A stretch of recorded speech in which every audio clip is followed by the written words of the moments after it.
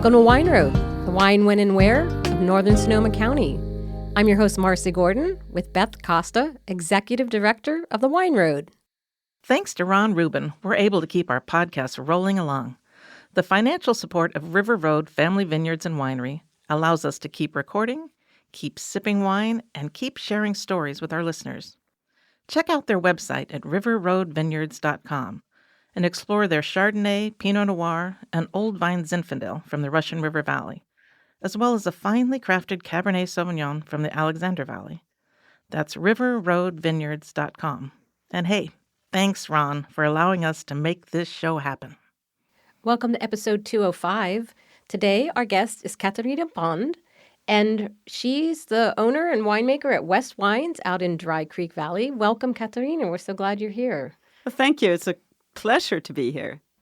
You found us because our little studio's out in the hills above Sebastopol. It's not easy. But so beautiful. Oh man, it's such, all these rolling hills. It's so beautiful here. It's a perfect morning today, for sure. Nice little drive. So I'm excited that you're here, and I'm excited about the wine you brought us. Oh, my goodness, you brought 2 award winners. I did. We're so happy. We got 2 double gold. This beautiful Crest Cuveé.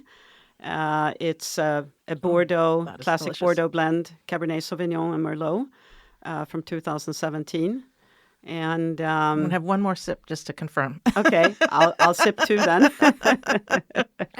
It is, wow, this has such body and texture, and the nose on this is just the aroma wonderful. Is amazing. Yeah, I mean, I believe in making sure that a wine gets some time, especially if it's a red wine. So this has been 2.5 years. It's been in oak barrels. Yeah. So Wow. it's spent, it's like Sleeping Beauty. Mm-hmm. You have to take the time. And then once you bottle it, we also stash it away for a while. So we just released this this winter a little while ago. There's some merit in delicious. laying down wine. I mean, most wines, people drink very young. And what Beth always recommends is buy a couple of bottles and drink one, save it, drink it again. I and recommend see buying how... a case. Yes. And like a bottle a month or a bottle every 2 months or something, so it lasts, Yeah. No, I mean, our especially our Cabernets and our Cabernet blends, they're meant to, you can age them for 10, 20 years. Right. I have some of our first vintages, actually 99, 2000, and no, we don't take a bottle a month because, I mean, we're almost out of them, but, Right. We pull one per year, and they're Right. fantastic. This can definitely go the distance. It yeah, really has definitely. all the Structure. the characteristics. This is beautiful. So this just took a double gold Yeah. at the San Francisco Chronicle tasting. And then we have another little wine here. What's this one? Well, this is my fun white wine. This is a 2022 Viognier. So Viognier, being a Rhone Valley grape, comes primarily from the style that I'm trying to emulate is a French style where you use 100% Viognier. Mm-hmm. And it's crisp, it's stainless steel fermented. It got lots of flowery, it's like a flower bouquet, but more exotic flowers. So think kiwi, pineapple on the nose, but completely dry. So it's fermented dry. It's a real food wine, but the nose is a little bit deceiving because it has that floral, exotic nose. Okay, so we didn't open that because we usually open one wine, but I don't know, we might have to open that one. I mean, don't you think sometimes when you hear people describing it, you're like, oh my gosh, I just really want to try that. Yeah, it's a lovely summer wine. Yeah, that sounds perfect for me. Well, That and sounds these delicious. are both double golds. Yes, exactly. That's yeah, we were incredible. That's great. floored. And I actually I was against sending anything. We don't do wine competitions. Right. And Dave, our tasting room manager, he really said, Katarina, you have to change your mind. I'd like at least to try, for once. Right. So we sent in these 2 bottles, and he didn't say, what did I say? But I know he's thinking it.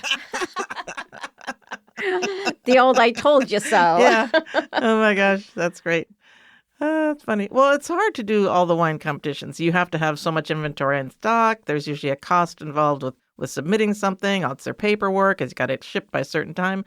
Yeah, but there is some value to it. There are people who are out there who will come into the tasting and may not be interested in a Viognier, and then they're going to see, oh, just want a double gold somewhere. So that alone will pique their interest. And that's a very prestigious competition. It's huge, It is. yeah. It's a nice one. There are over 1,000 wineries who participate, Right. and I know that this time this was in February 2024, and I think they got about 5,500 bottles of wine sent to them. So I also have a lot of respect for the judges who have to go through that. Yeah, it's a lot of work. It is. Yeah. I mean, it sounds fantastic to be tasting that much wine, but I know for myself, when I do bench trials, when we work on our blends, I mean, I have to start early in the morning, so my palate is really fresh, but a good distance from when I brush my teeth, so I don't have that toothpaste flavor in my mouth. Right. But then, after a while, even if you spit all the time, your palate goes numb, and you have to take a break, and you have to drink water, eat some bread, and whatnot. Yeah, I think it's rigorous. a lot to it. There's definitely a lot to the judging thing. So this Viognier, do you have other white wines that you produce? We produce a Chardonnay, 100% Chardonnay. We just brought out, well, not just, we have a 2021, which is called the Alex Chardonnay, because my first and only grandchild, Alex, was born 3 days after we picked those grapes in 2021. So that was September 2021. So she's just as precious as that wine to me. So that's our Chardonnay. And then we make a sparkling from the same grape. So it's 100% Blanc de Blanc. I am familiar One of with our the sparkling. favorites. The sea foam. Yes, yes. Yeah. I keep taste testing. The sea foam is always a highlight. Every year we kind of do a review of all the sparkling, and it's always at the very, very top. Yeah. So those are, so that's two different ways of using the same grape. And then we also make some Sauvignon Blanc, not every year. And it's, very fresh, fruity, stainless steel, straight Sauvignon Blanc. I swear I was really just thinking of you as a Cabernet house. And then the sparkling, of course, which I keep trying. Yeah. Well, Cabernet is that is our main poster child, I will say. And especially since I take such a long time to keep the wines in oak. So oak barrels for 2.5 years. Not many people do that. Right. And then after we have bottled, we lay the bottles down for another 3 years. So whether it's 100% Cab or one of my blends, always with Cab being the dominant grape, but it could be like this one we just tasted here, the Bordeaux blend. Sometimes I blend it with Malbec only to make more of a Argentinian flair to it, like our Tango Cuveé. Tango Cuveé. Yeah. It's just like a very strict but kind of feisty Tango. And then my, French wines is my style ideal, but I have my little nod to Italy. We make a blend of Sangiovese and Cabernet. Wow. Yeah. That's good too. Yeah. I have to get out more. Yeah. So, and when we started this, my husband was, he's kind of the CFO, and I make the wine, so I make all those decisions. So you're having the fun part, and he's trying to keep you in line. But initially with this whole idea, okay, we're going to keep these wines for how long, you said? Exactly. Before we sell them? We need cash flow. So that's why it's also good to make white wines. You need some white wine for that. Yeah, white wine's the cash flow. Yeah, exactly.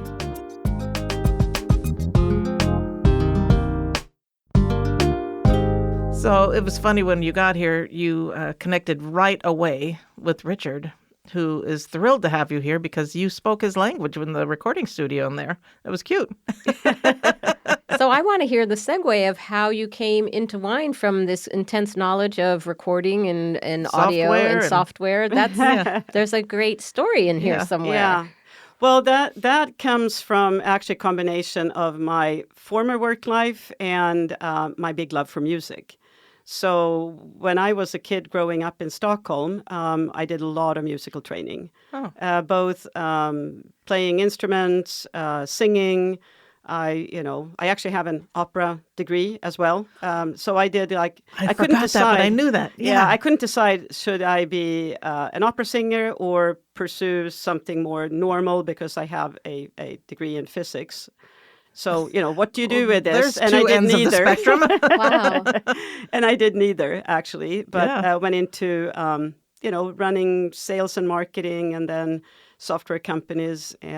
So that's why I've always had a love for music. And I think it's really fun how we can use a lot of software to produce music.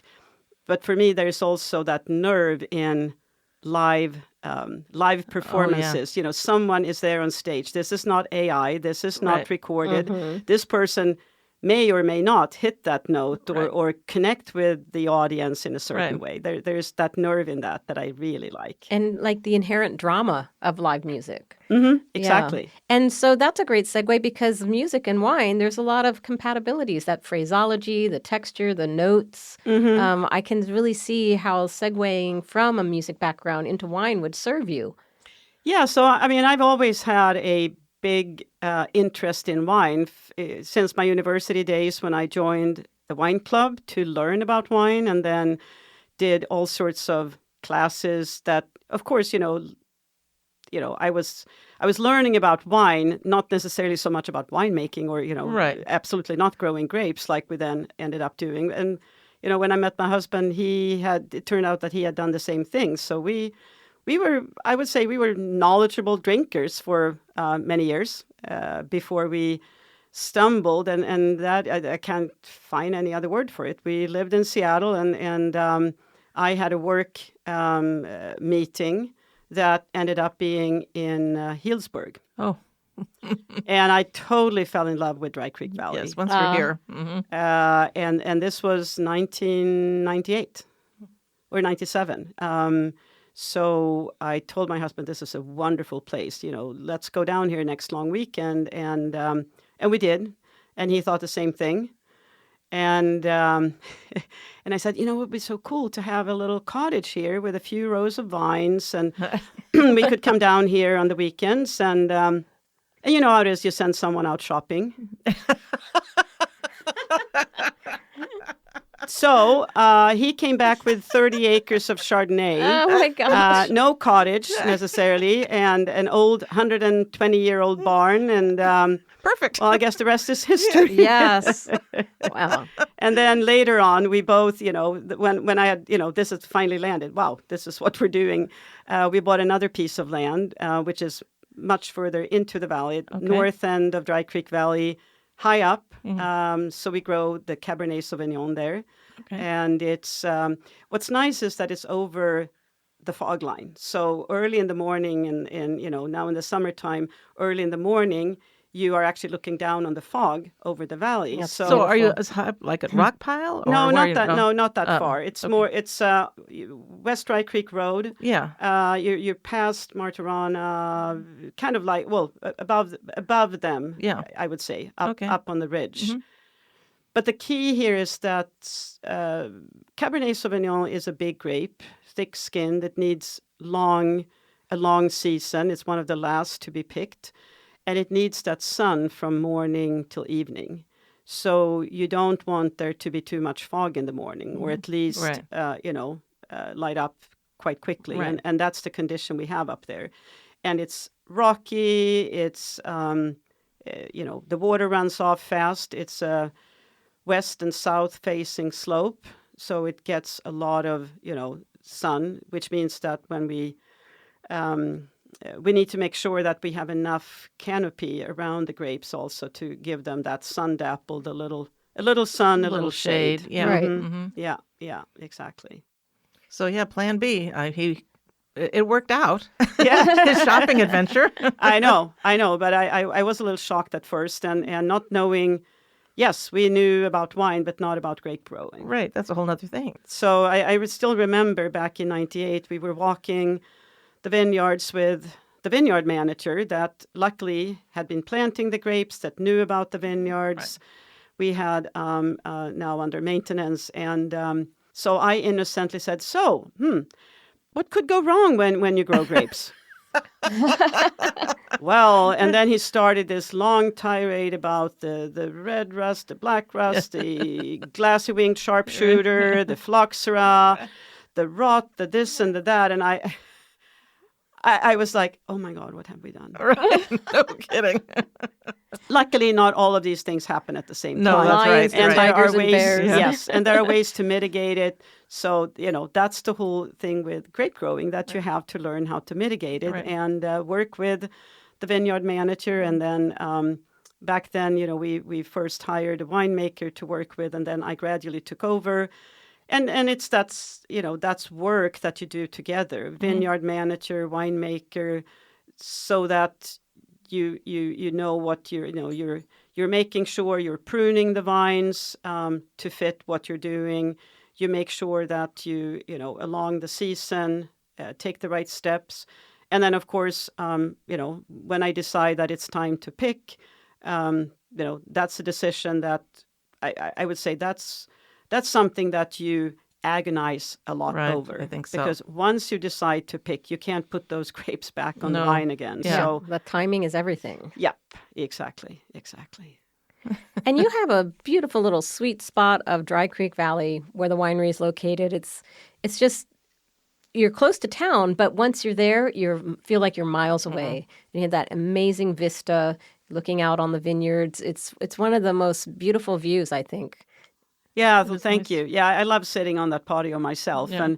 and from the tasting room patio, we're looking at the white grapes actually. So that's situated in the south end of the valley. And what's so fantastic with Dry Creek Valley is it's got so many microclimates.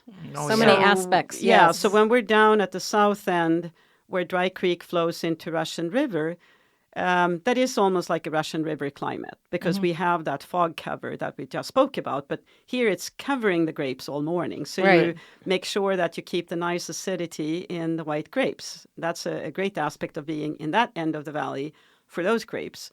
But I wouldn't want my Cabernet to be planted there, No, of course. that would be a problem. Yeah. And then we have another microclimate much further in and higher up in the valley. So, it actually is great for a number of different grapes.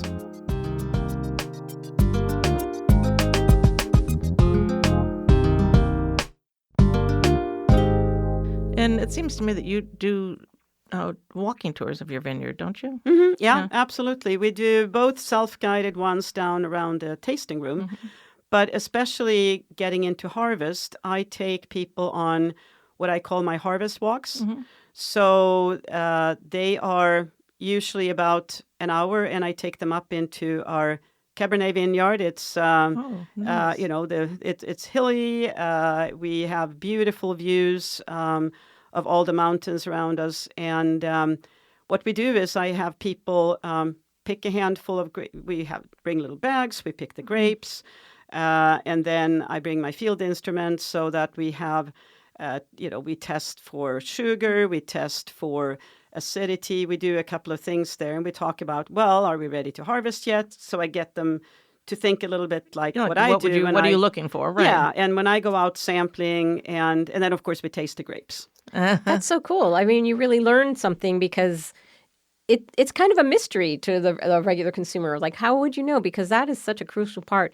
So people really like that, and it's small groups. Because, for me to connect and talk and be able to answer all the questions. Yeah, keep it intimate. Mm-hmm. Yeah, so I do those weekends typically in September. Beautiful time of year, too. Yeah. Oh, yeah. Oh, my gosh. Oh, yeah. Definitely. I mean, the energy everywhere during September is crazy. I mean, you can just feel the harvest energy. Everybody's amped up and excited. And you can smell it in the you air. can smell it everywhere. Yeah. It does smell Even amazing. on the highway. I mean, you really can. Heading north, the second Coppola winery on the highway there, you can smell that every time. It's amazing. I love it. So if people want to come out and visit at West Wines, is a reservation required, or you just prefer it, but you take walk-ins? We prefer it, but we definitely can take walk-ins. It's all about if we have some big event going on, maybe that's not possible. Right.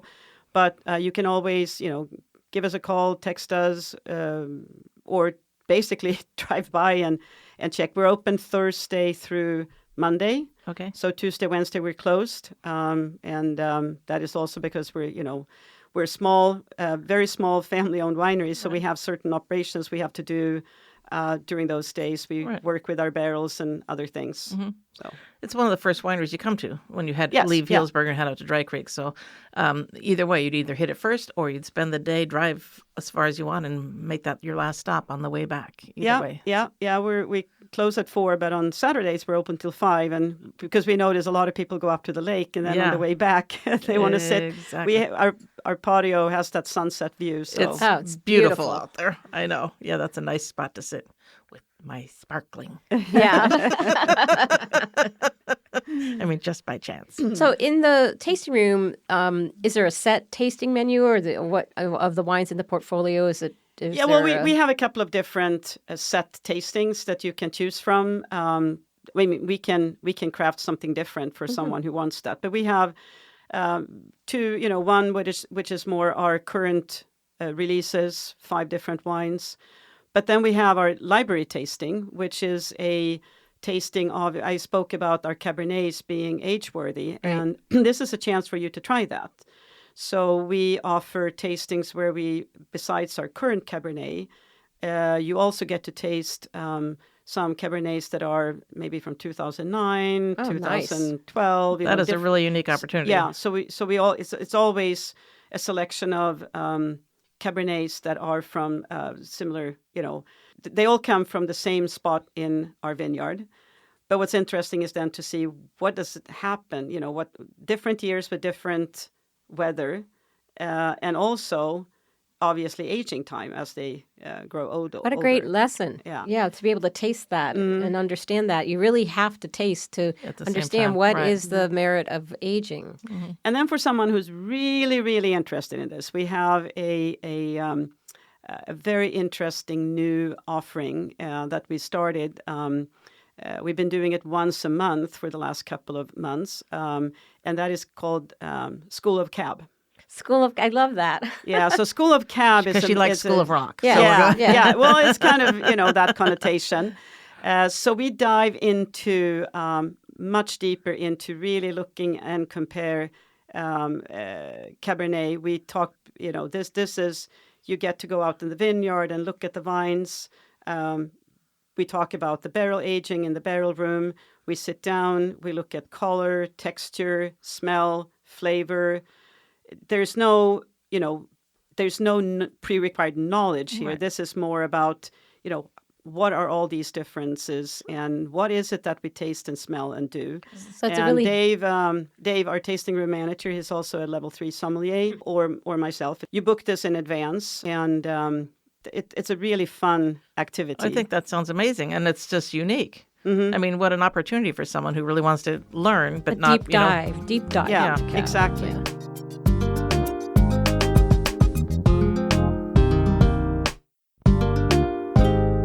Okay, so people should go on your website and check on your event calendar. I'm sure you have small events throughout the year. Yep. So sometimes people are planning their trip 6 months from now or a year from now.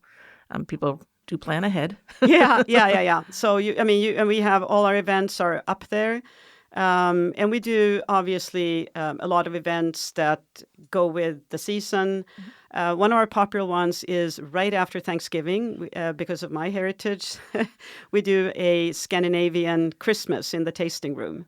That would be amazing. And so the whole tasting room is decorated with Swedish Christmas ornaments. And we also have some that every year I bring handcrafted stuff from Sweden for that event. So there's like little market. But the fun thing is also that I put together a huge pot of glug. I was just going to ask, about this. Is the glug in there? Yes. Yeah, so the glug is, this is a Scandinavian centuries-old tradition. It's like a mild wine that is spiced with a lot of spices, and it's got almonds and raisins, cloves and cinnamon and cardamom, all sorts of stuff in it. And we keep it in a big heated pot and have some Swedish cookies and stuff to go with it. So after your wine tasting, you get to enjoy this because, of course, it's too sweet to be enjoyed before you. Yeah. First time I had glug was a colleague that was from Sweden, and we were launching Travelocity, and we had a party post-launch, and she came and brought all the ingredients and made it. It was just amazing. It was it was so very involved, it was a lot of different ingredients, but it was just like perfect, and little cookies and I said, wow, I feel like I'm learning a heritage through a great drink. Yeah. It was really fun. Yeah. No, and I actually have my recipe, or one version of my glögg recipes is up on our website. So we have a whole section with recipes of different types. And She that said one is there too. regionally people make it different. Mm-hmm. Yeah. Yeah. A lot of people have their own family recipe that they guard with their life. So do you make it back to Sweden often at this point? Yeah, now and then. I mean, I have my parents, both 93, still live there, and my brother, and it's interesting. Both our kids growing up here, and they have both found their way to Europe for work, for different reasons. Yeah, so right. So lots of reasons to go there. So are you happy with the decision when your husband made this purchase? You think it's working out? Yeah, absolutely. It's a wonderful place to be, and I get to combine a number of the things that I'm interested in. Because making wine, there's the science behind it, but there's also the artistry, and so it's a combination of these things. It's also for a person who is actually, I want things to happen quickly. And this has also been a big learning experience, because there's nothing, because I started with wanting to create wines in a Bordeaux style, and then understanding that, oh my God, there's so many years involved in this.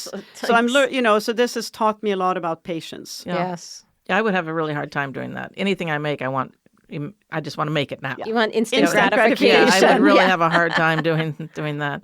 And even just talk about vineyards, planting a new vineyard, and how long before the vines are really producing. And, well, the good news is that if you're impatient, you can come to us and you can get that 7-8-year-old wine already aged. Because you have taken care of that for us. Yep.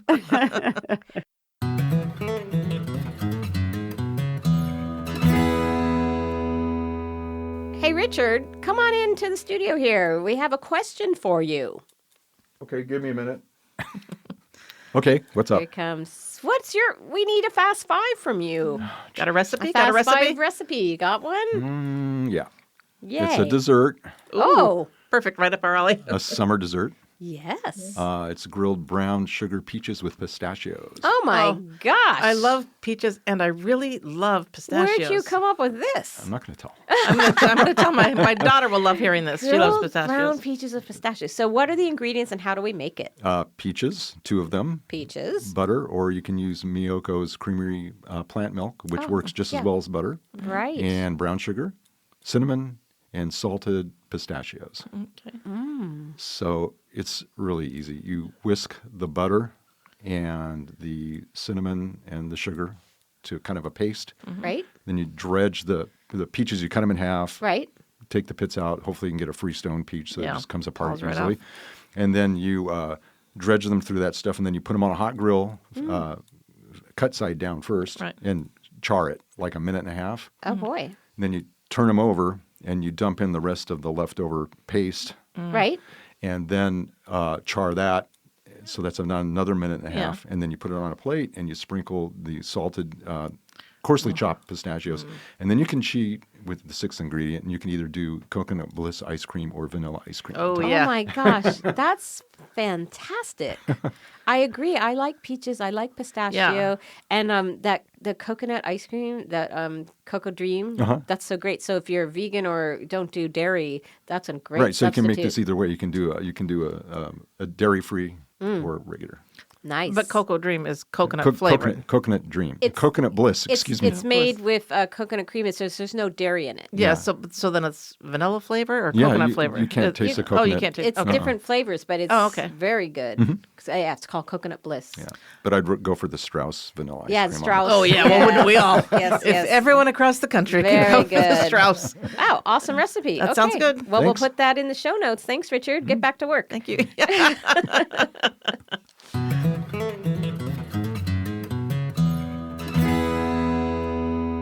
Is there one thing that came about that you never expected would come out of owning a winery and making wine? Well, I think one thing that is wonderful coming from a very cutthroat environment in the software industry is that Yes, I mean, of course, you're on some level competing with other wineries, but there's also an enormous camaraderie. There's a lot of sharing ideas, tips. We all know that, we're all small, up in Northern Sonoma, most of us have to work together. Right. You have to play nice. It's not like I can take my vineyard and go somewhere else if I don't like my neighbors. Right, exactly. So I think that's one thing, that it's a community, and I think that part was, I didn't think much That about spirit of collaboration that you don't necessarily get in other industries. Exactly. Yeah, Exactly. You can have industry associations, but you come together and then you go off and you're, nasty cutthroat again. But people, you need each other in this kind of Yes. environment. Yeah. Something's happening in that vineyard. It might affect your vineyard, and then the shared knowledge. Yeah. And we sell and buy grapes from each other. Yeah. Many people, some people may have been with the same winery forever, but there's also some people move from one winery to another. Sometimes someone has to close a tasting room, then they will work in some other tasting room. We actively encourage each other to go and taste wines with each other. Right.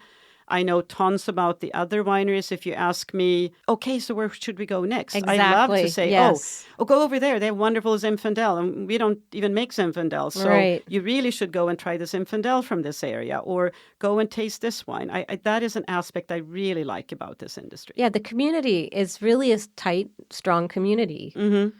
That's funny, because that's really my favorite part of the business also. You should be sending people to the next winery and know about them. I think that's important. And that is what I find. And that is what I think is really the highlight. People do support each other and get to know each other and refer people. I think that is the highlight. For sure. Yeah. And I know in the vineyard, when there's problems in the vineyard, any sort of pest management, any kind of, people do share best practices. And exactly. And when there's disasters, hopefully that doesn't happen again for a while, but people share equipment and they do, it's come together. It's so cool the way they come together. Things. We get through things. And I mean, I recently, we got into a snag with our bottling in this past spring, and I had to call around to get some help with, and at the end of the day, I'd found some help on what we could do, and the problem was solved. Right.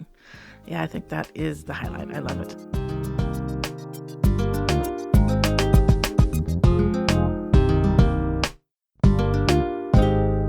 Okay, anything else that we need to talk about?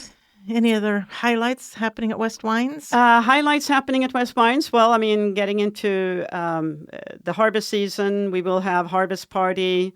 Sold. I'm there. That's wonderful. Harvest party. That's wonderful. And like you said, we do other kind of walks and in the vineyard. And we also have, now if you roll forward to Easter, we actually do a quiz walk in the vineyard. So we do a fun activity where the whole family can come, parents, kids, whoever.